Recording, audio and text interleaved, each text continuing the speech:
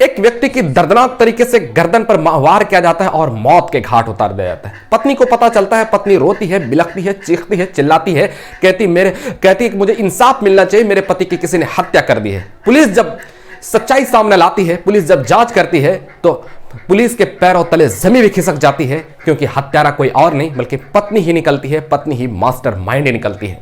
मैं बात कर रहा हूं 19 नवंबर 2024 की। बिहार प्रदेश का एक जिला लगता है भोजपुर जिला अंतर्गत एक गांव में एक परिवार ठीक ठाक से जिंदगी गुजर बसर करता था। परिवार के जो मुखिया थे, परिवार में 3 सदस्य रहते थे, पति पत्नी और बेटे। परिवार के जो मुखिया थे, परिवार के मुखिया गोलगप्पे और छोले भटूरे का ठेला लगाया करते थे।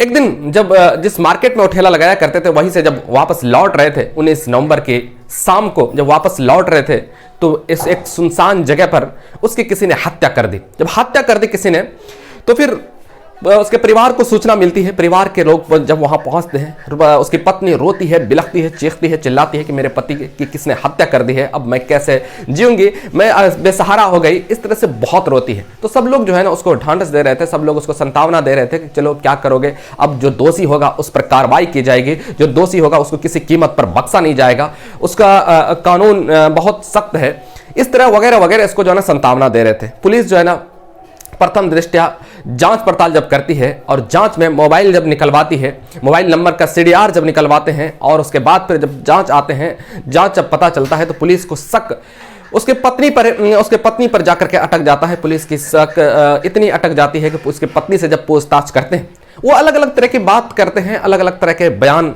करते हैं। उसके बाद पुलिस का शक और बढ़ जाता है और पुलिस उसको सख्ती से जब पूछताछ करते हैं, तो वो बताते हैं कि एक व्यक्ति है, उस व्यक्ति से मैं पिछले 2 साल से उसके साथ प्रेम प्रसंग उसका मेरा और उसका अफेयर चल रहा है, और उसके साथ शारीरिक संबंध भी बन गए हैं। अब हम दोनों शादी करना चाहते थे, इसीलिए